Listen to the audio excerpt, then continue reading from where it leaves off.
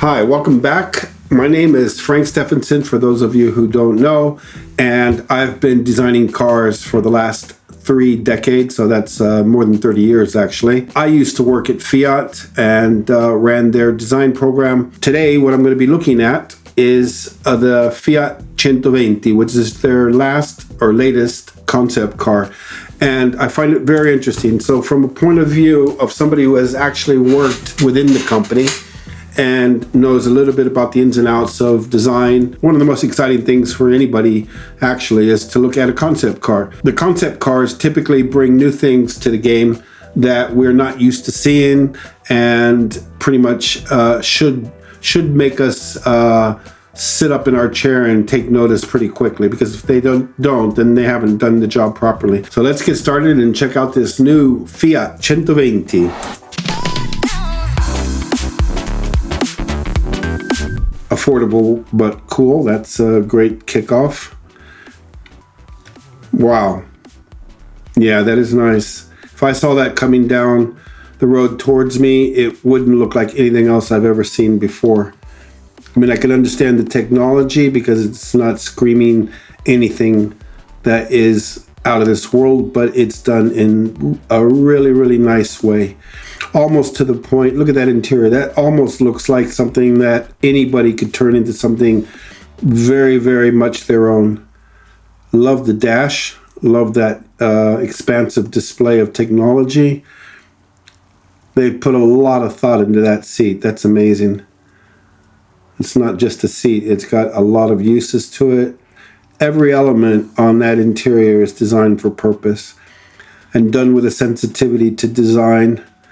Interchangeable roof system, great idea. I'm already starting to think what they could change it into. Look at that.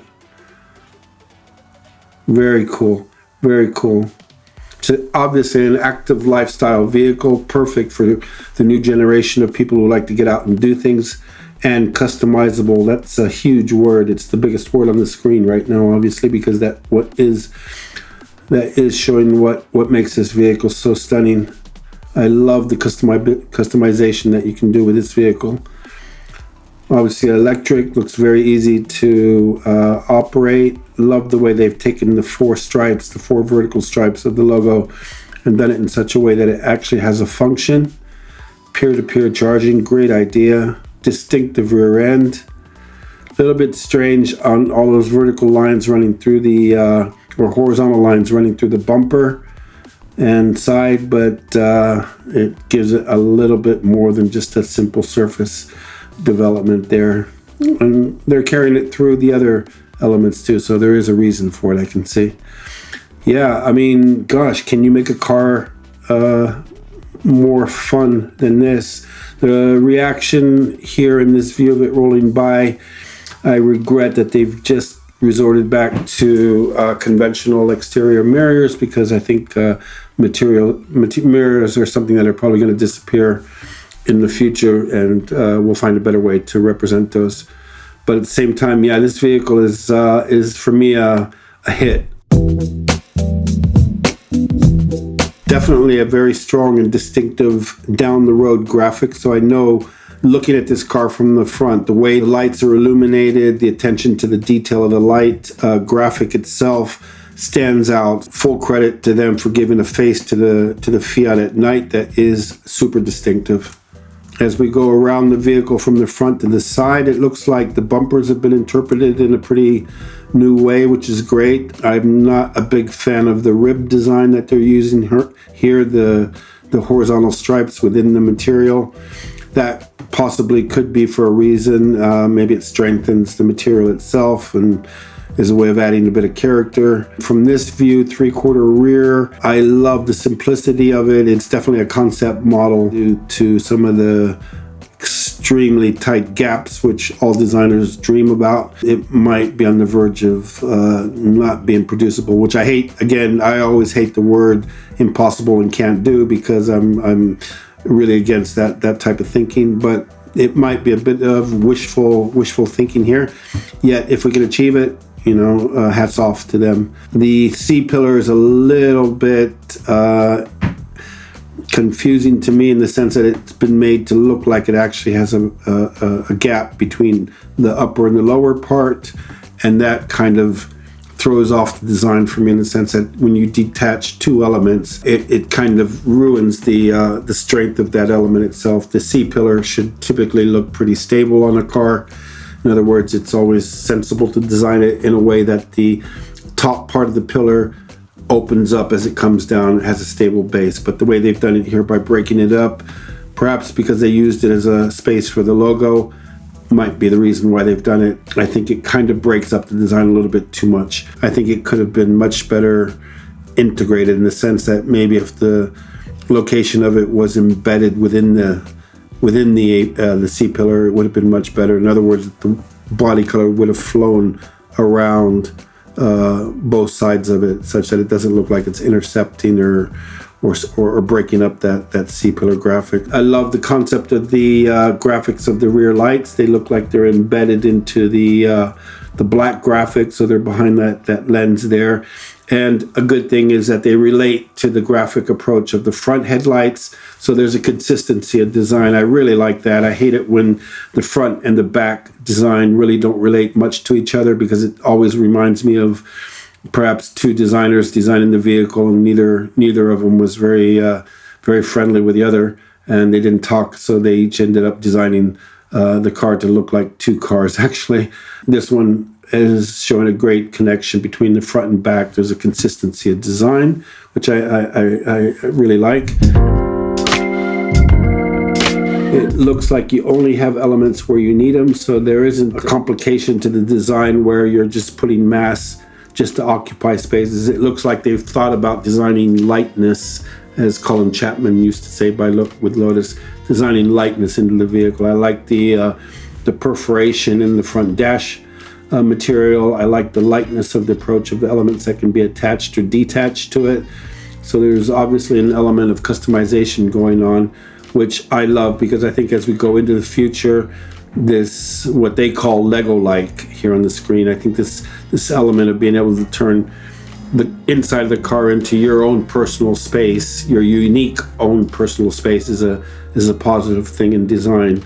And the only thing I think maybe they could do to improve this interior would be to offer some easily accessed entertainment information, whatever, to the passenger. It looks like everything is still dedicated to the driver, and I think that we have to consider in the future that the passenger should be given equal, if not more, access to entertainment possibilities. And then as they break apart the seat and we see the various elements, very nice, very modular. I like modular because it does mean that we can customize a lot more easily. Again, in this side view, open side view here, you can see what I mean about the seat belts. They're one of the archaic elements of design in vehicles, transportation vehicles, because just like windscreen wipers, there must be a better way of integrating these elements to the vehicle. So no points for the way they've designed the seat belt. Now, looking at the interchangeable roof system, the idea is great. How practical and how doable it is, that would be interesting to know. What do you do with these elements of the roof when you do interchange them? Do you have to leave them at home, or is there somewhere inside the car to store them?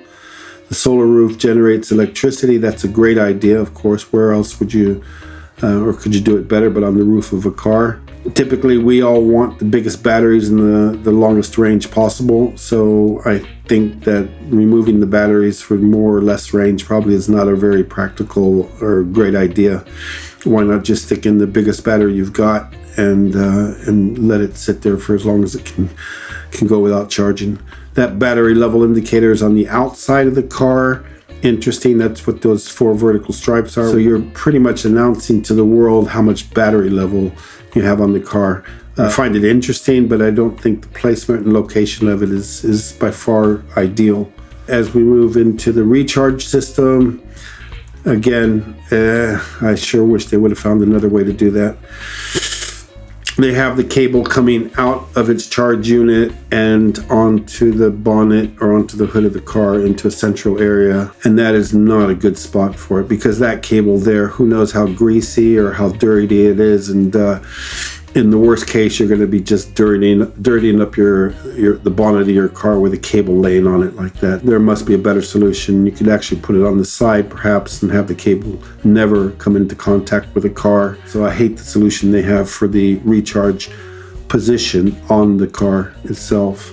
Again, looking at it from this angle, 3/4 top angle here, the car definitely looks modern, and shape-wise, it's coherent with the one thing that basically screams at me and shouts at me that the car is not as futuristic as it could are the rear view mirrors located at the base of the A-pillars. That for me is a no-no in a car like this, because it automatically dates the car. There are examples of cars already in production that are driving without rear view mirrors. So I would actually try to get rid of the mirrors in such a way that the information is being displayed either on your interior rear view mirror or on two side camera screens that would be located at the base of the A-pillars perhaps. But just, get rid of those exterior mirrors. They date the car so much. Smart tailgate, that's a great idea. I can see how smart tailgates have a future. The only thing is, I would be careful what information you show, because to offer information behind that is insignificant means only that it serves as a distraction for the driver behind you. So only in an emergency should you probably ever need to or ever have to display any information on the back towards the rear. Oh, you're telling them you're happy with those happy faces and it takes 5 minutes to walk to Starbucks? Don't understand that. I think Fiat's done a great job on this Centoventi. It does bring a few new elements to the game. I do like the compactness of it and the new graphics and unique graphics of the design. Yet at the same time, I think some of the elements don't integrate well. If they've been going for that Lego look and that Lego approach where you snap different designs in, they've done it well. But at the same time, I think there is room for improvement in the sense that you want these snap-on elements still to integrate in some way. Happy with the car. I still see room for improvement on it. I would much have preferred that the advanced technology would have followed through with the mirrors, exterior mirrors, because I think that would have been a big jump aesthetically and performance-wise to the vehicle. So I'm not 100% satisfied or happy, but I think it's a great step in the right direction for a company like Fiat.